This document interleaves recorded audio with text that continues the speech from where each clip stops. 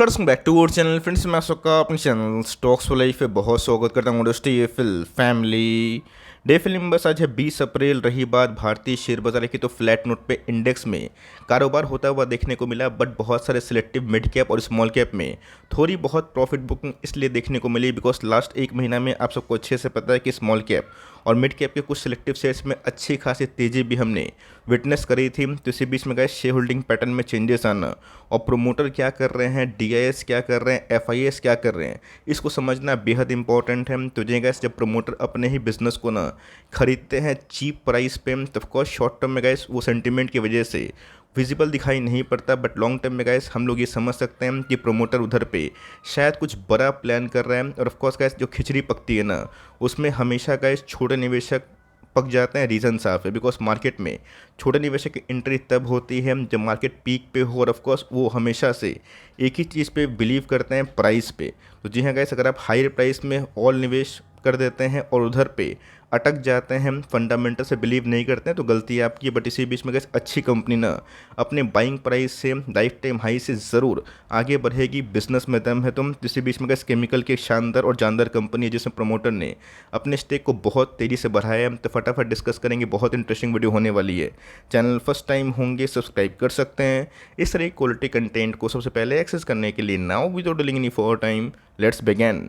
हम लोग बात कर रहे हैं one and only Deepak nitrate के बारे में। आप सबको अच्छे से पता है कि हम लोगों ने गैस अपने प्लेटफॉर्म पे इस शेयर को 550-600 के भाव पे कवर किया था। स्टॉक गैस 5x हुआ और कंपनी ने बहुत तेज़ी से मुनाफा दिया। और उसके बाद गैस हम सबको अच्छे से पता है कि 1.5 साल में क्या डेवलपमेंट है।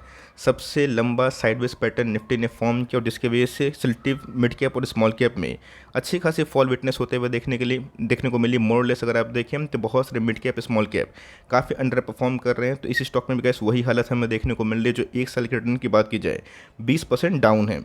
जिनका निवेश पुराना है और जिनका निवेश मजबूत है और जिनको इस बात पे कॉन्फिडेंस है कि कंपनी के फंडामेंटल्स अच्छे हैं, लॉन्ग टर्म में कंपनी ऐसे ही ग्रोथ विटनेस करी, तो हो सकता है कि मार्केट में 6-8 महीना पेन और भी विटनेस हो जाए। बट येस, लॉन्ग टर्म में अच्छी कंपनी ज़रूर से ज़रूर बाउंस बैक करेगी। 5 इसके प्रोफाइल की बात की जाए ना, इस कंपनी ने गाइस अभी भी 1 लाख को अगर आप ध्यान से देखें 6-7.5 लाख के आसपास बनाए हैं। तो मार्केट में गैस मैंने क्या बताया, ये साइडवेज पैटर्न बहुत ज़्यादा दुखदायक हमें देखने को मिल रहा है, लेकिन इसने अभी भी गैस मेक और ब्रेक लेवल को नहीं तोड़ा है। और इसी बीच में गैस जो अभी के टाइम अपडेट हमें देखने को मिल रही है, एलआईसी ने भी गैस तगड़ा स्टेक बढ़ा लिया है। गैस कुछ अपडेट हमें देखने को मिल रही है, आप सबको अच्छे से पता है Q4 का सिलसिला आ चुका है। वेरियस कंपनी के Q4 के नंबर्स हमारे सामने आ चुके हैं।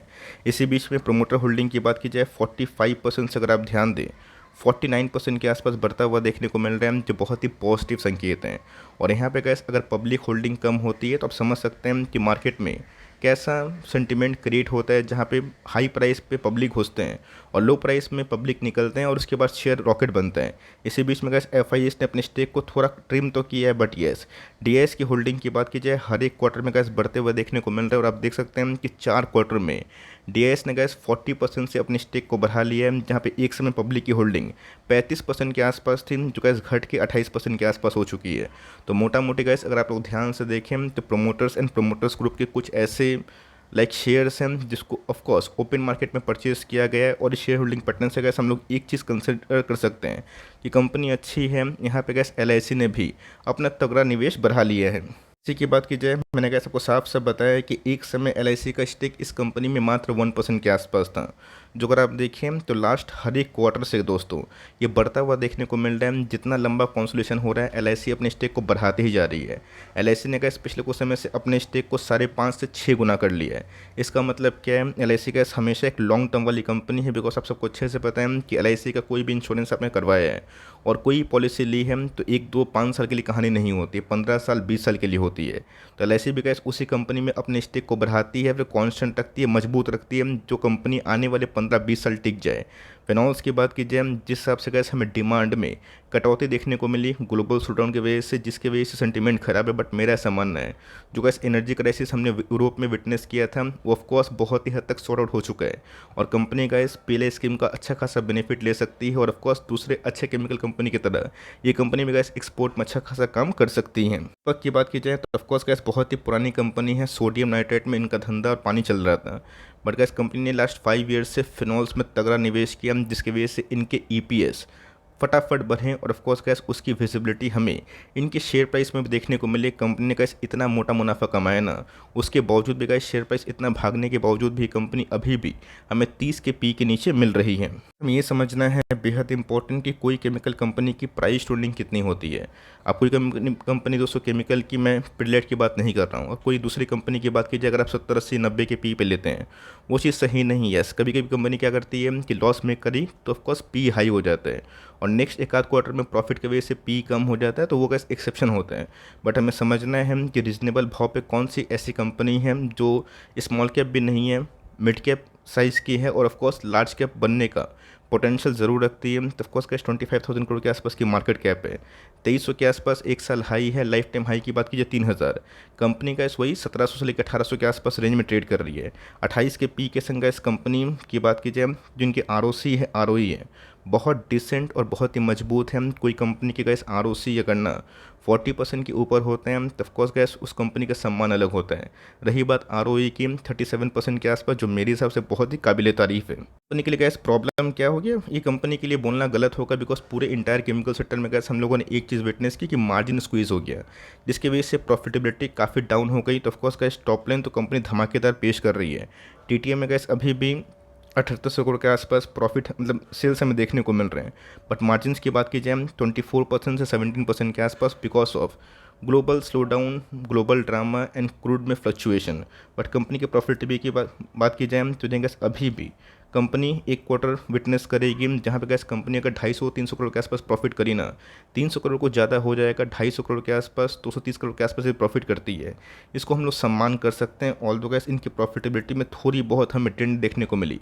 ऑल दो टॉप लाइन तो बहुत ही अच्छे हैं, बट गैस जो मार्जिन में 4-5% के आसपास फॉल हुआ ना, ये अपने आप में ही नेगेटिव सेंटीमेंट है। बट मेरा ऐसा मानना है कि जल्दी जल्दी जो सप्लाई चेन का इशू था, वो डिस्टर्ब जो हुआ था, वो ठीक हो सकता है, और उसके बाद गैस इस कंपनी में बाउंस बैक करने की अच्छी क्षमता है। के ऊपर गैस रिजर्व्स का कोई भी ऐसा नहीं कि बहुत ही कम है, और बोर्डिंग का बहुत दबाव नहीं है। रिजर्व्स की बात की जाए 3600 करोड़ के आसपास गैस कंपनी रिजर्व्स को ओन करती है, और बोर्डिंग की बात की जाए जो पहले से बहुत ही कम हुए हैं। तो कंपनी के गैस ईपीएस पहले से बढ़े हैं, टॉप लाइन बढ़ रहे हैं, मार्जिन ऑफकोर्स नहीं बढ़े, गिरे हैं, लेकिन कंपनी के गैस रिजर्व्स बढ़ रहे हैं, कंपनी के जो बोरिंग्स है वो घटे हैं। तो ऑफकोर्स गैस इसको हम लोग पॉजिटिव संकेत ले सकते हैं। कंपनी अभी भी स्ट्रगल कर रही है 200 का मूविंग एवरेज तोड़ने के लिए, जो अपने आप में ही 1950 का लेवल है।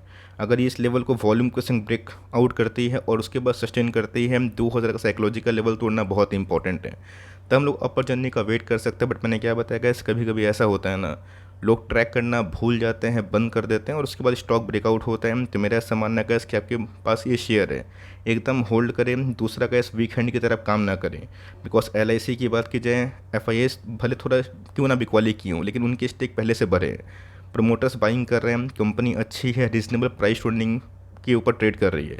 आने वाले कल में गैस क्या होगा शॉर्ट टर्म में किसी को पता नहीं है, बट लॉन्ग टर्म में गैस कंपनी प्रोडक्टिव है। अब इस क्वार्टर के नंबर्स के बाद आप जज कर सकते हैं, बट मेरे हिसाब से गैस कंपनी बहुत ही मजबूत है। और रही बात आरएसआई इंडेक्स की, 1 डे के चार्ट में 51 के आसपास है। दोस्तों मंथली चार्ट की ये बताना बहुत ही इंपॉर्टेंट है। बहुत लोगों ने कमेंट किया था कि सर वर्स्ट केस में दीपक नेटेड कहाँ जा सकते हैं। वीकली चार्ट अगर आप 200 का मूविंग एवरेज को फॉलो करते हैं, तो वर्स्ट केस एक टेक्निकल सपोर्ट 1550 के आसपास बताया जा रहा है, बट वो लेवल आएगा फिर नहीं आएगा ये मुझे गैस नहीं पता, वो तो मार्केट सेंटीमेंट पे डिपेंड करता है। बट मेरे हिसाब से जो निफ्टी और सेंसेक्स ने गैस लंबा कॉन्सोलिडेशन फेस अभी के टाइम विटनेस किया ना, इस कंपनी में भी वही हमें देखने को मिल रहा है। तो कंपनी का टेक्निकली थोड़ा सा वीक हमें देखने को मिल रही है, जब तक 200 का मूविंग एवरेज के ऊपर नहीं जाती। बट येस फंडामेंटली गैस बहुत ही स्ट्रॉन्ग है, और जिस तरह से गैस प्रमोटर्स ने और खासकर एलआईसी ने स्टेक बढ़ाया है, ये अच्छी बात है। एक समय gas RSI index overbought zone पे था, जो भी के टाइम में 50 के आसपास है, तो मुझे लगता नहीं गैस कि ये ओवरसोल्ड जोन के आसपास जा सकता है। ऑल दो वॉल्यूम में लॉस है, जो हो सकता है कि थोड़ी बहुत गिरावट अगर कर दे, अगर मार्केट थोड़ा सा नेगेटिव या फिर बियरिश हुआ। बट मेरा ऐसा मानना है कि कंपनी अच्छी है, आपके पास एक कंपनी है, तो एटलीस्ट Q4 के नंबर्स का वेट करें, और कोई भी क्वांटिटीज ऐड करने से पहले मेक श्योर गाइस कि आप इस कंपनी को फॉरवर्ड 3 to 5 ईयर्स होल्ड कर सकते हैं। नहीं कर सकते हैं तो लीव करिए, बट कर सकते हैं तो वीक हैंड्स की तरह इस काम ना करें, बिकॉज आप आज बेच देंगे और कल यही कंपनी गैस 4000 5000 10,000 की हो जाएगी ना, आप फिर से आ जाएंगे जिन्होंने गैस पहले से निवेश किया।